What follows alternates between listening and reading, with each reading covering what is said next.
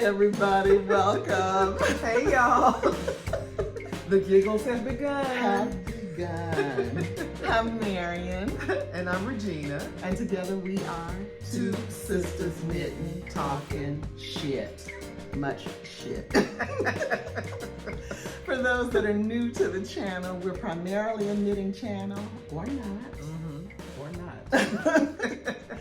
We talk about all things knitting related, fiber related.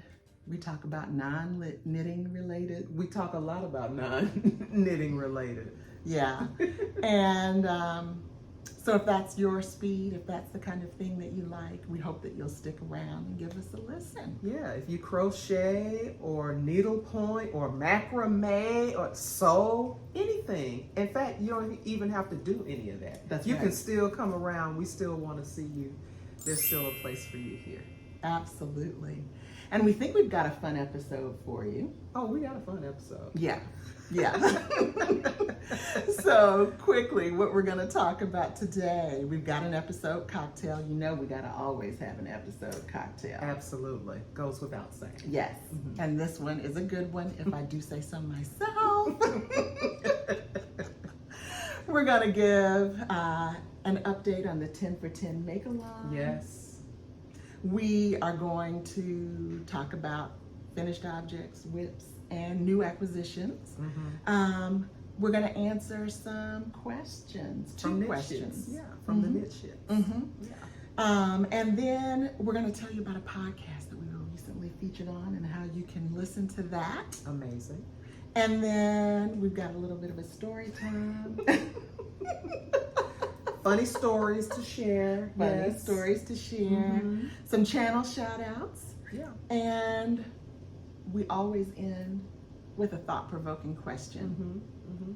And then that'll be a wrap. It'll be a wrap.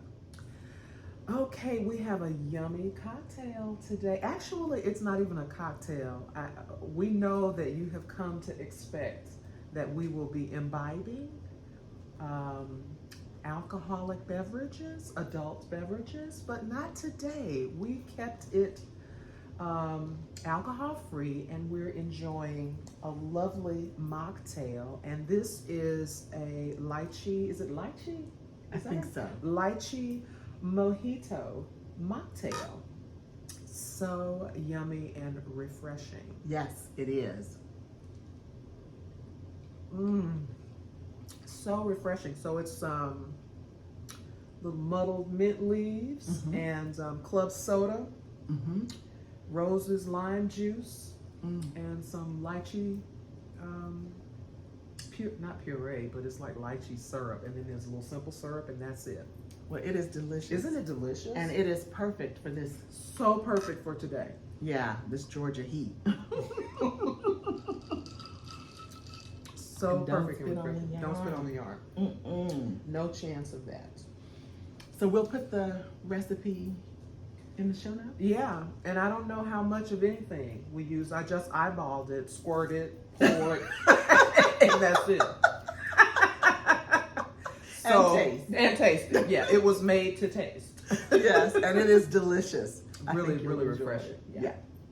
So next on our list is the 10 for 10 The make-along. 10 for 10 make-along. Oh my God. Well, you keep up with how many folks are doing it. How many chickens have flown the coop? Do we know? So the last time I looked on our Ravelry group page, 57. 57 chickens have arrived at their locations. And I know for me, when we talked about doing this, I didn't realize the fun part would be kind of watching folks sending off the chickens, the chickens leaving the coop. And I get, my phone is blowing up. I get calls from sites all over saying, we got another chicken. Hey, we got our first chicken. And I was on a site visit last week, and 2 chickens came in as I was there, and I think we have a picture of it that we'll show for this episode. But that has been really the fun part of this. It hasn't been so fun for me making the chicken, which we'll talk about later. I know others have had lots of fun making their chickens. You've made 3, but But it's been such a joy watching them land at our locations and how the staff are responding, how the youth are responding, and I have kind of knitted myself into a corner because now I've probably got 12 requests to make a chicken. Can you make one for my granddaughter? I want one for my office. You know, about 12 people. So I said, listen, if you want to order the kit and have them send it to me, I'll make it. I love it. Yeah. I love it. So lots of good coming out of this make-along. Yes. And I think we knew it would be a wonderful gesture for our young people to get these emotional support chickens. I mean, they need them, right? But I never saw this other fun part of watching them just fly the coop and land in our location. So it's been a lot of fun. Yeah. And so I just wanted to add a couple of important announcements about the make-along for you all to keep in mind. We're approaching the deadline for completion. That's coming up really fast. August the 9th is when we're asking that the chickens be completed and mailed on or around that time period so that they can arrive at their various locations by the 22nd, which is the Covenant House Be an Angel Day. Yes. Which raises awareness about youth homelessness. Yes. So August the 9th is the date to keep in mind. Yes. And then the other thing to keep in mind is, and we don't want to police what you all are doing, but so that we can measure the success Absolutely. of the program, we're asking that you be sure to complete the sign-up sheet. Yes. Which is found on the Two Sistahs Knittin Talkin Ravelry group page. Yes. And you can find us on Ravelry using the acronym TSKTS. That's TSKTS Ravelry group page. Yep. That. So we got it right. Right. I wrote it down so I could remember. So if you haven't done so already and you've mailed your chicken, be sure to complete that. And if you've not mailed your chicken, be sure to circle back to that page to put that in there for us. That would be a big help and we'd appreciate it. And let me just mention too that if you have mailed your chickens, you should be receiving, if you indicated where the chicken was from and your name, which most of you did, I believe, you should be receiving a personalized thank you letter from a youth or the development office at the Covenant House to which you sent your chicken. So it's been wonderful. I just wanted to actually quickly shout out Kristen from Memphis and Joan from Austin. Those were the two chickens that arrived in St. Louis when I was there last week. So beautiful, beautiful, beautiful chickens. Lovely. Yeah. I love it. So Let's have a drink. let's refresh. drink. So we're back and we're refreshing.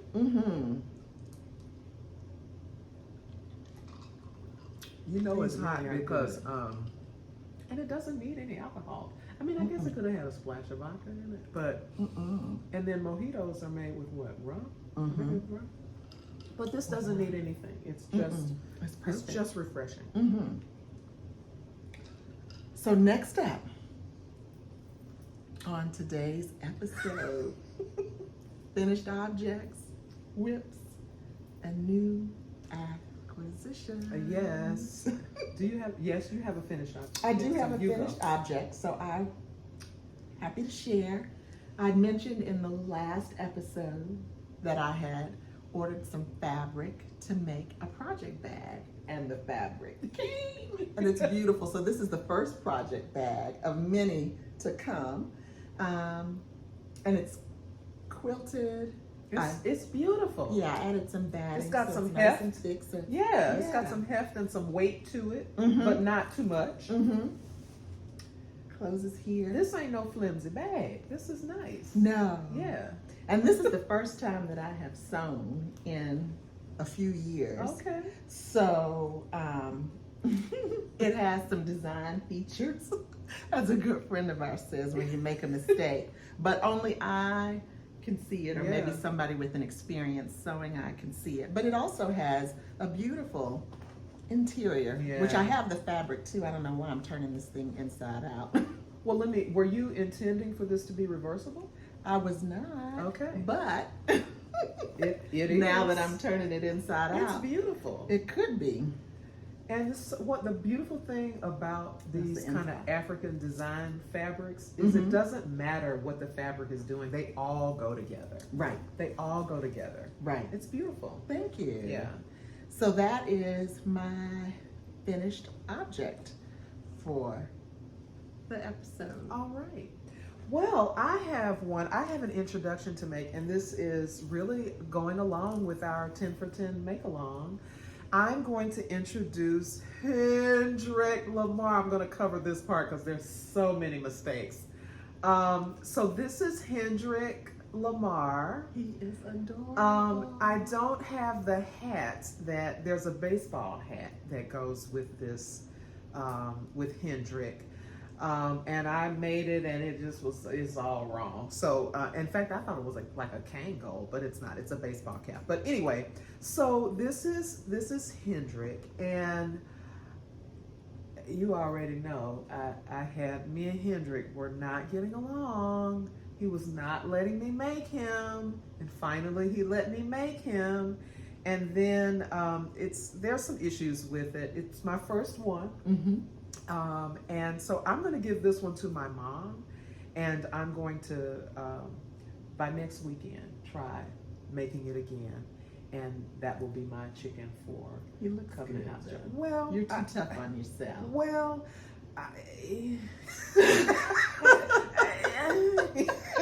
you know what I struggled with? I really struggled. Well, at first I struggled with the wraps and turns, but that can come naturally. It's not really difficult. It's just you got to keep up. And then I really struggled with the stitching, or when you stitch it together. Oh, Like the seaming. the seaming. I'm sorry, Mhm. the seaming. I really struggled with the seaming, and I looked at Annette, who created the pattern. I looked at her video over and over and over again, Mhm. and I just couldn't make out what she was really doing with the mattress seam. So then I Googled mattress seam, and I took it apart and took it to, this has been a journey. Mhm. Starting with when I got the kit, it was this yarn A, which is the main color, somehow got tangled in my bag, and it was a jumbled mess. And so I said, well, let me try to unravel it and then make it into a ball. And 6 hours later, remember I called you? I do. And my back was hurting. I was, my eyes were watering. I just could not let it go. I had to try to unravel it, and I finally did unravel it, and then kind of lost some of the yarn in the process. And so I didn't have enough at the end to seam it, but anyway.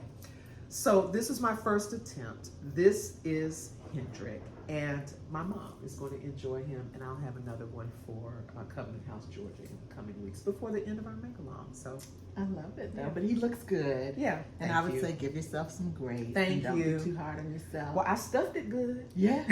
Yeah. And you learn lots, and Yeah. that's what, knitting is. I learned lots, and and I knitted myself in a corner.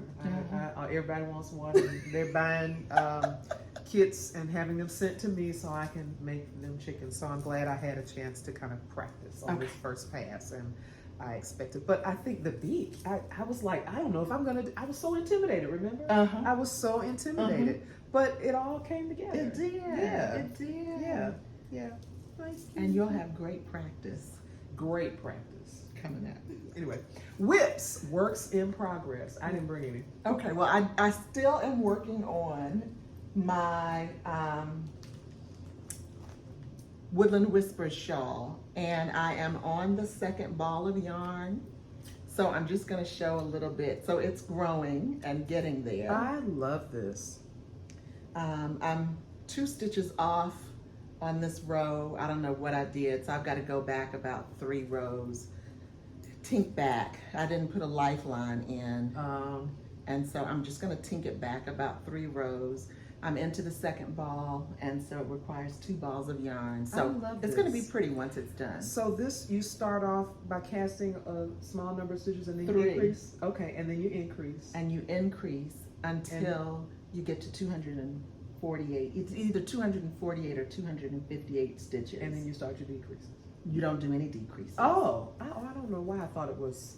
Yeah, okay. so it's gonna be like a triangular shape, I see. I think. Mm-hmm. Which is another thing you get practice with this chicken, the Yep. increases and the decreases. Absolutely, Mhm. absolutely. So that is I love that. That's beautiful. coming along, Yeah. and making progress. And I realize that I am a one project kind of girl, because I get shiny object-itis, Oh yeah. and then I start on a new Itis. thing, and then I forget the thing Yeah. that I've been working on. Yeah. So that's my whip. Yeah. So I have some, we can move into the acquisitions Okay. because I have yarn to make one. I want to make a Woodland Whispers. Mm-hmm. And in fact, one of the things I'm going to show on my yarn haul is the linen quill that I'm going to use for my project like Okay. this. But you know, just back to the chickens real quick. Yeah. Every time I see the knit, is it knit front to back, KFB? Mhm. Knit. When I do that stitch, I feel so skilled. That is, I don't know what it is about that stitch. It just, I don't know. I feel like I've got some skills. You do. You know, and the knit 2 together, that's easy to do. Purl and 2 together, that's easy to do. But when I see that knit front to back and I do it and I nail it, I just love it. Absolutely. Yeah, so anyway, so I, okay, before I even show my acquisitions, I just want to say that I'm not going to say, I'm going to stop saying I ain't buying no more yarn. Remember how you slowed it up? I ain't buying no. Which was hilarious, by the way. And I've been saying that for weeks and months. I'm going to stop saying that. Yeah. And you know what? If I want some yarn, I'm going to buy some yarn. Embrace it. I'm going to embrace it because it's a thing, which I didn't really know. That in this community, everybody says, I ain't buying no more yarn. Mm-hmm. Mm-hmm. And everybody continues to buy yarn. Mm-hmm. And so that's going to be me. I'm going to stop saying it. I'm just going to, I work hard every day. Absolutely. Like I work on the job that pays me, and then I work hard with my mom, who, you know, whose care is getting to be more and more to manage. And so if I want some yarn, I'm gonna get some yarn. Buy some yarn. Yeah, I'm gonna buy some yarn. Mhm. Now I'll have project after project after project to do, but that's okay. Yeah. That's all right. Mhm. So I love it. So I'm gonna stop saying I'm gonna stop buying yarn. Okay. Good. And deal. so I went ahead and used up all of that gift card that I had. Yes. Yes. No more gift card left. So this was one of the sample colors of Pearl Soho's linen quill. This is, can you see that? Can I see that? Is that clear? I think so. This is red violet. So it was a sample color. They had a sale on some sample colors, and when I tell you they were gone in a flash, I think this was the last color that they had left.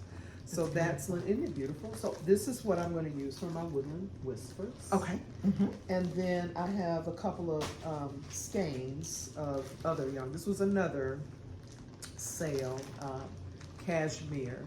This is the Nye Fine, and the color is just simple red. Okay.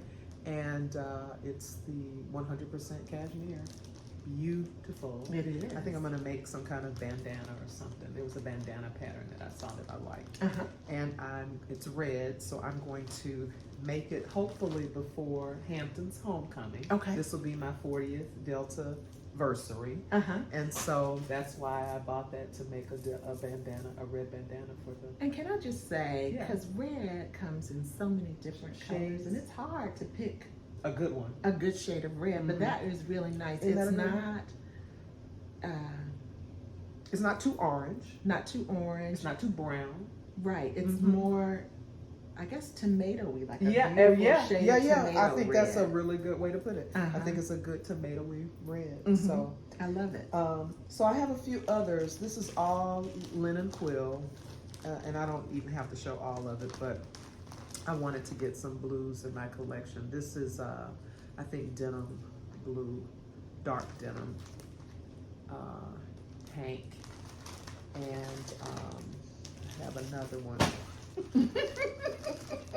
Just throw them over. Look at the sample I got though. This was a blackbird linen, 100% linen. Look at that, and that color is pretty. Gorgeous. It's It gorgeous. looks green. It does. It's called Galapagos teal. Okay. Yeah, isn't that beautiful? So this is a sample they sent. This is the color wave. Another, again, this is all linen quill. This is High Tide. Love that color. Mm-hmm. Two more, and then I'm going to share just a couple of other little goodies that I purchased. Okay. So this is Celadon green, That's pretty too. and in a nice neutral green.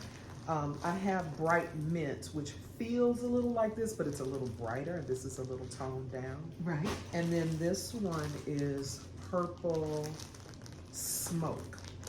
This was sold out for months. And It's I was gorgeous. like, isn't it gorgeous? Beautiful, neutral. So these are gonna be kind of my transitional colors Okay. for winter. Mm-hmm. Real quick, I purchased some La Bien Ami yarn Yes. that I will be using for the Like It's Golden wrap. That wrap is golden. It is stunning. It is stunning, and it's by Sonia Clark, who commented on, who made a comment about a diaphanous wrap, probably my open air, and then she sent us a picture of this wrap, or an image of this wrap. And so this is the La Bien Ami. This is not fingering, this is lace weight. This is the Helix yarn. Mm-hmm. And yeah, it's just beautiful. It's it has a little gorgeous. bit of a halo to it. Mm-hmm. And this is going to be my next project. In fact, I think I'm going to cast this on. I'm gonna walk away from the chicken Okay. for a day or two, and then I'm gonna cast on my Like It's Golden wrap. So Because that's beautiful. isn't it beautiful? And so we can find a picture to show you. And then one other little thing, that pink bag that it was in is a Della Q bag. And this is the Lola Bean Della Q canvas maker's bag. It's the Adela Sling It's in nice. plum. And I saw it on Instagram. I have no I have no self-control, and so I bought it, and I just love it. I think it can fit up to, did you say you read 12? 16. I 16? saw a sample. Someone had pulled out 16 skeins of yarn. Yeah. And theirs on Instagram. It's huge. It's huge. It is a sizable sling, and you Mhm. can fit multiple projects. It's got lots of pockets. I love this little pin design with some stitch markers. I love that. And then it also has and you know what else this is? what else is that? It's, you can use it to hold stitches on your. On your needle. Mhm. Yeah. Mhm. Yeah. A then stitch holder. Stitch holder. And then it's got this little thing that you can thread your Your yarn. that stuff. Yeah, you can thread your yarn, and I think it even has a sharp edge where you can cut it if you need to. So this is my Della Q bag in plum. Della Q and Lola Bean. Hey, Lola Bean. I love it. And yeah, I love it too. Maker's bag. Yeah, in plum. So I did a little shopping. You did a little shopping. Yeah. Well, I have a little shopping. I bought more fabric to make more bags. Yes, show us. this past week. So there's a local store here in Atlanta, Gal K, and lots of folks that of set designers and things that make and film and also set designers for our the various theaters here will go there to buy their fabric. But these will be more project bags. So I got this one, and they're all African prints. They're beautiful. This color here, and the thing that I like about all of these is that you can mix and match. Oh yeah. More here, and then this is the fourth one. I mean, you could really, like I was saying earlier, with African fabric, you can mix and match. It doesn't matter that it's busy. It doesn't matter. You could even do a quilt type design, a patchwork type design with all of these fabrics. So, well, that was initially what I was planning to do, because the pattern, Sotak Handmade, her drawstring bag pattern is the pattern that I used to make the bag that I showed earlier. But that particular pattern has 4 different sizes of bags. A small, like an extra small, small, medium, large. What size is that? This is the large. Okay. The one that I showed earlier was the large. But the other thing about that pattern is that there are also 3 patterns in one. So she has a patchwork one. Okay. She has one that's a solid all the way around, and then the other one has a different bottom that goes up just a little bit on the sides, and then so it's like could be a two-tone, like an accent fabric or whatever. That sounds really amazing. They're beautiful. So that's gonna be fun. You got that sewing machine. Yeah. So I said, let me dust it off. Yeah. Dust off that sewing machine. And at some point, I would love to do the same thing. I never invested in a sewing machine, but for decades, I've been saying that I wanted to. And so this might be the time. Absolutely. The time to do it. Absolutely. Yeah, those are beautiful. Thank and you. They're beautiful bags. Thank you. So these are some beautiful acquisitions. Yeah. Always acquiring. Yes. Look at us. So I think we're going to answer some knit chick questions. Yes. And thanks for responding to our invitation to let us know what you want us to be talking about. And so 2 of the questions. So by Gwen Design. Is that Gwen? That's Gwen. That's Tony's mom. Tony's mama. Hey, Gwen. She asked us to talk about our origin story. How did our friendship begin? And I think we do kind of tell this tale a little bit in an earlier episode. Yes. But I actually knew your brother before I knew you. I knew Hillis before before I knew you. But we grew up kind of in the same neighborhood. Right. And we had multiple shared friends. And that's kind of how we were kind of in the same orbit. Right. Yeah. Yeah. So we knew each other. Yeah. But didn't know each other. Right. Right. Yeah, we knew who each other were. Right. And we grew up in a pretty tight-knit community too. So everybody kind of knew everybody. Yeah. Because we didn't go to the same schools. We didn't go to the same schools. And, but, you know, again, we were woven in the same community. And we connected a few times when I came back to Atlanta, and then one of those times was over a dear friend's funeral, and when was that? 2017? That was 2017. Yeah, and even then it was just you know, a warm exchange. It was nothing lengthy or, you know, too detailed, but we connected just briefly there. Right. And then another friend, common friend or mutual friend, mentioned that you did it, and she mentioned that I did it, and somehow she got us together at a local yarn store. And that's kind of how we connected, and then we started knitting together as a group. Right. And then we were always going back and forth Mm-hmm. in a fun kind of way, always trading barbs. And Yeah. then we kind of said, we should do something with this. Yeah. And I mean, did I get it right? You got it right. Yeah. The only other thing that I would add is that as we have been talking Yeah. over time, we probably met each other when we were little. Yes.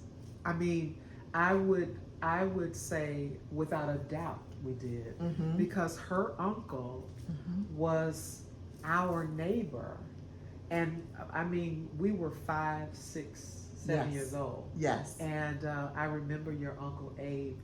I mean, he was a fantastic person, still is, but I remember him as a child being so much fun, and this was a community in West Atlanta, near at walking distance Yes. to the Atlanta University Center, which is now, of course, Clark Atlanta University, but those 5 schools that make up the AU Center. And I think your uncle might have been in graduate school or law school, maybe? He probably at that time Maybe he was a teaching professor at Morehouse? at Morehouse. Yeah, Because he yeah. taught political science at Morehouse Yes. for over 40 years. Yes. And I know he watches the channel, so hey, Uncle Hey, Abe. Uncle Abe! And he is a lot of fun. He still is a lot of fun. Yeah. He's a jokester. Yeah. And so it's always telling a good joke. But when we would go over to visit him, Yes. I'm sure we probably met each other then. I'm almost positive, because it was a very villagey atmosphere. Yes. And it was all the memories I have of that area and that time in my life are just beautiful, warm memories, and your uncle is right in the middle of that. So yes, we probably played with each other and played dolls and jackstones and And all that fun and all stuff. of that fun stuff. Yep. So that's our origin story. Yeah. Thanks for asking, Gwen. Yeah, absolutely. And then the other question is, what other yarn crafts do you find interesting, and why?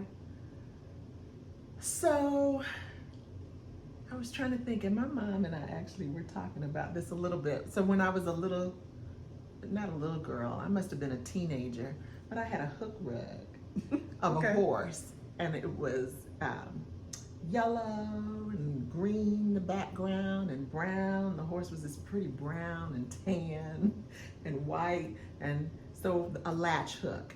And so I did that, and I remember putting it aside, and my dad was like, "You are gonna finish that thing," because it had been put aside for quite some time, and he made me finish, and I never latched another little rug. That was it for after you. that was it, because it was probably about the size of this picture back here that you see behind us. So it was a nice little size rug, and I framed it and hung it up on the wall. Yeah. So latch hooking. I'm not sure about another yarn craft that I'd be interested in, but one of the things that fascinates me, and if I win the lottery one day, Yeah. I might get a farm and raise some llamas. Oh yeah. Alpaca. Some alpaca. I might even raise some sheep, because it looks fascinating. Now, I certainly would have to have some help doing that, but that might be something that I might be interested in. But that would be it for me in terms of yarn craft. And that seems like a really amazing retirement plan, although I don't know how labor intensive raising, Yeah.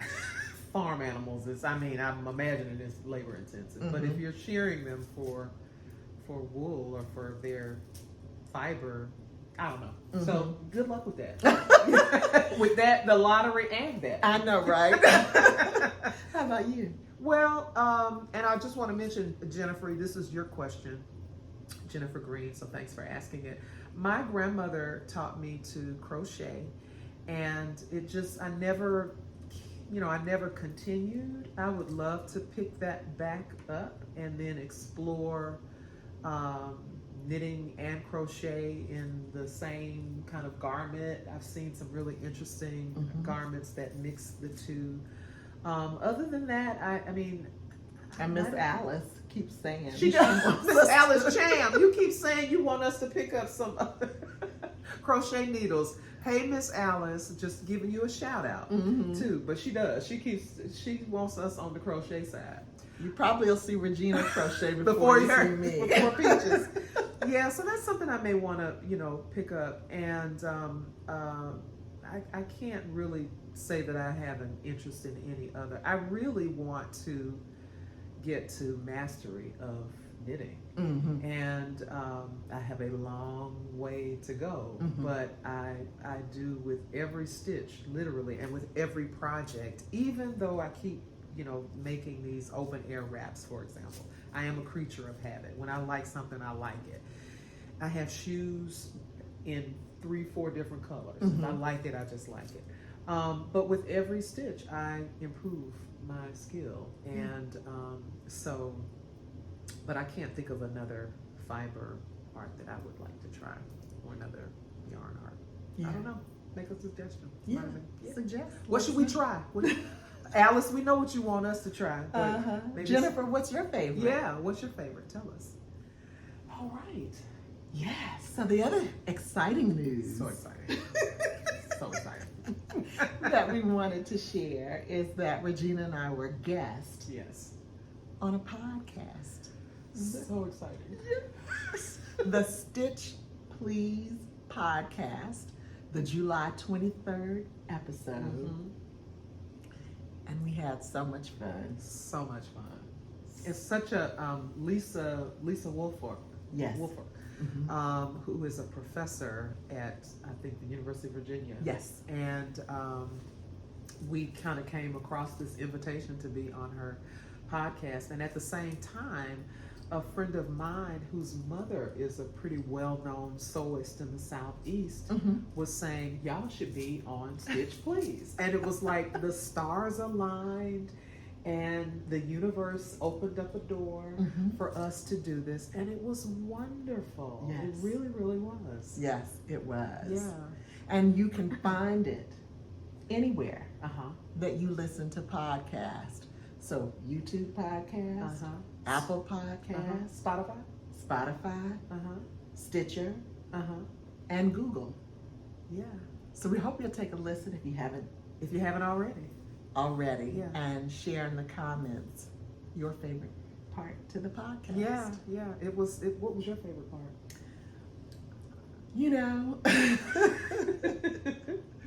I really enjoyed the entire podcast. Same. And I'm glad that we had an opportunity to listen to it, because I didn't know if I made any sense.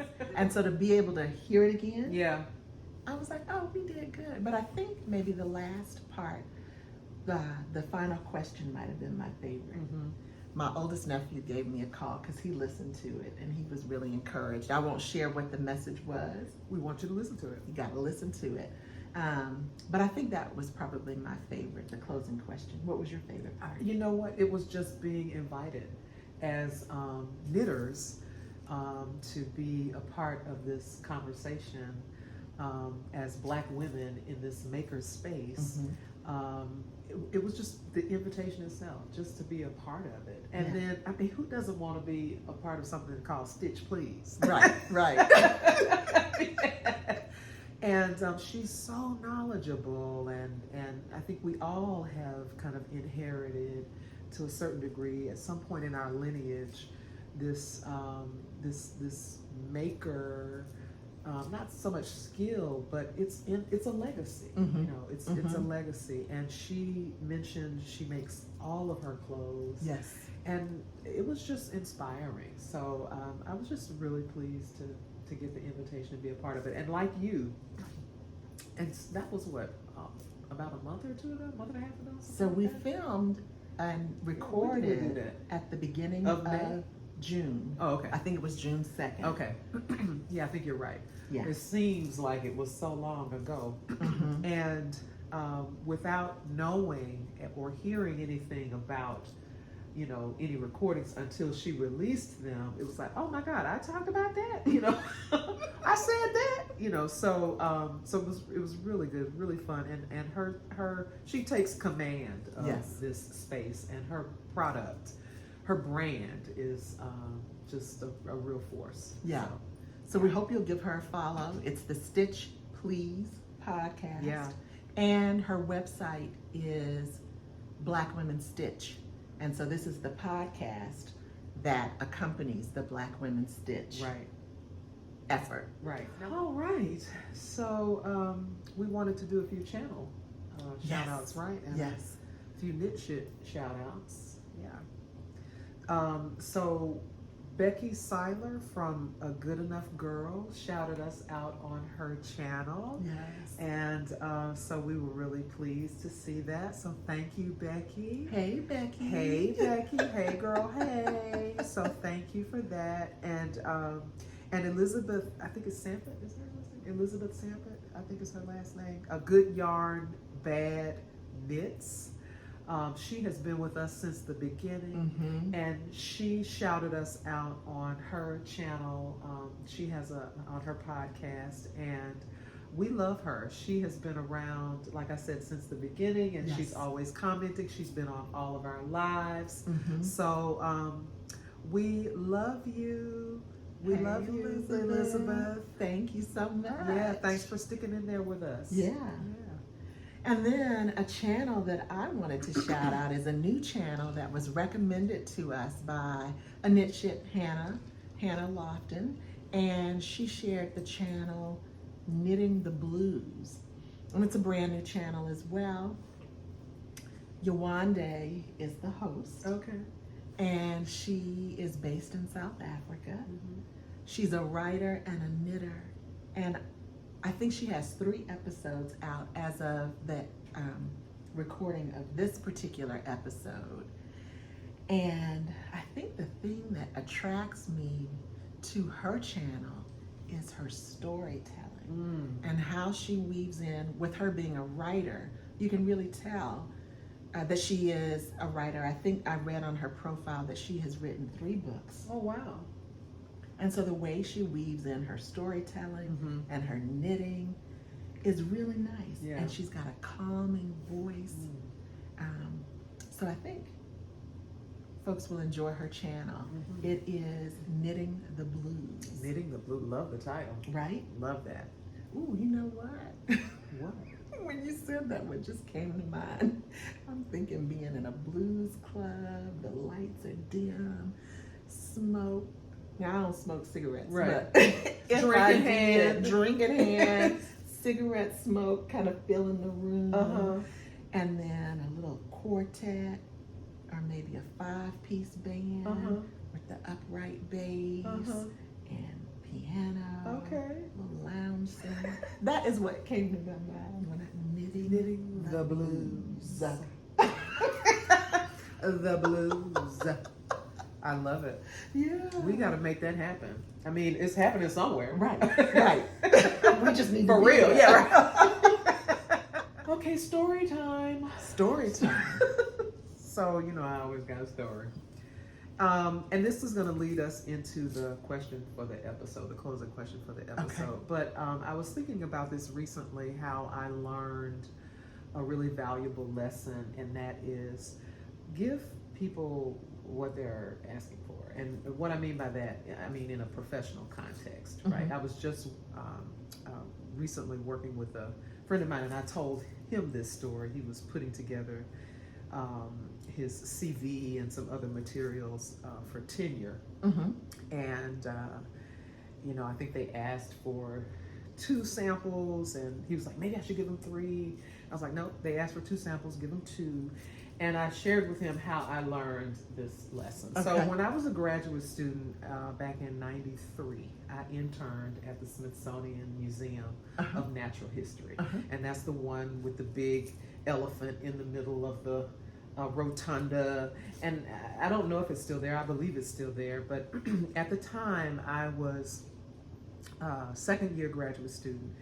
And I was interning for 2 departments. I was interning for public relations, and then I was shared with the curator of Native American Affairs, and his name was Dr. Herman Viola, and he had been the author and curator of the Columbus Quincentenary exhibition, which was called Seeds of Change. So you can research all of that. It's all legit, and it's all very academic, but it was wonderful if you were at the Smithsonian around that time. For that whole year, 1994, they had this huge exhibit that was called Seeds of Change. Anyway, he shared me as an intern. And one day he asked me to get him some copies, photocopy some images of Native American dwellings. Okay. That was the request. That was the assignment. And what was also wonderful about this internship is just being in these spaces where the public wasn't. So I was in, the bowels of this building where all of the artifacts were, all of the objects, and there was a library specifically for the use of the curators of the museum and throughout the Smithsonian, but also for academics. So I go to the library. They had an architecture collection. So I go to the library, I find a book. I start looking at conical teepee, earthen lodge, wigwam, and so I'm finding pictures, right? Right. So I didn't photocopy them that day. I was just like, oh, okay, so this is a book I need to use. So when I come back later this week, I'll photocopy it, and then I'll put it in a binder, and then I'll create labels. And I'll just do this presentation. And 2.5 weeks later, I approach him with this research that I've done. Yes. And he says, oh, I gave that to my 7th grade niece. Because I tried to make a simple assignment of photocopying Native American dwellings into a graduate thesis. And that's where I learned, give them what they asked for. A simple request. Just honor the simple request. A valuable lesson. A very, very valuable. I was like, here is the research that you asked me to do. He just asked me to photocopy some pictures. So that was my valuable lesson. I love it. Yeah. So that's kind of the question. What's a valuable lesson you've learned? Whether it's professional or personal, tell us.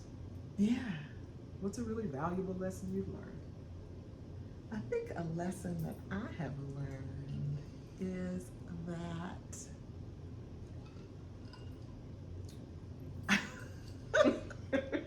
all of us are out here doing our best. Nobody knows what they are doing. You think they do, But they're trying to figure it out too. but they're trying to figure it out too. Even the people that you think are expert, They're trying to figure it out too. they're trying to figure it out too. When I was in San Francisco for my oldest nephew's graduation A few from weeks ago. Stanford a few weeks ago, one of my nieces was there and had a little bit of a meltdown. She had just started her job the week before, a new job the week before. So she, while she was out there, was working from home, but in orientation, and she was feeling a little bit behind in terms of the other, her peers in her cohort for the company that she's working for.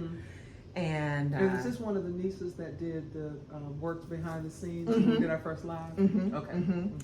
And so she had taken about 1.5 years off from school. She traveled and really got wonderful experience because I don't know that I would have been brave enough to do that. I mean, she went to Asia, she went to Europe, she went to Africa, she went to Central America. All right. So she did some major travel Yeah. during that time and was working while she was there.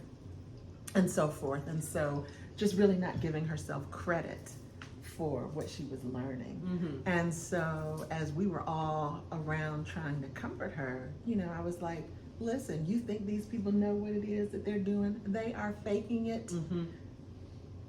They are faking it. Mm-hmm. And so nobody knows what they're doing. Mm-hmm. And I wish I had learned that much younger. Yeah.